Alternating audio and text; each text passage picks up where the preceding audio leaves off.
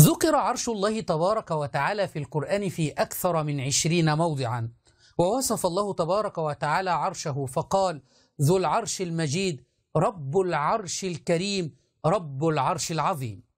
هذا الكلام لم يعجب معمم الشيعة، فخرجوا علينا بكفر جديد زاعمين أنهم هم من يخلقون عرش الله.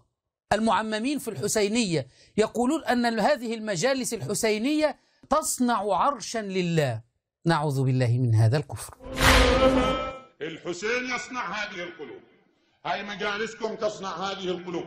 المجالس الحسينية تصنع عرشا لله عز وجل. المجالس الحسينية تصنع عرشا لله عز وجل. اللهم إنا نبرأ إليك من هذه العقيدة الوثنية، ونسألك بأسمائك الحسنى أن تنير بصيرتهم إلى التوحيد. عمائم مزيفة.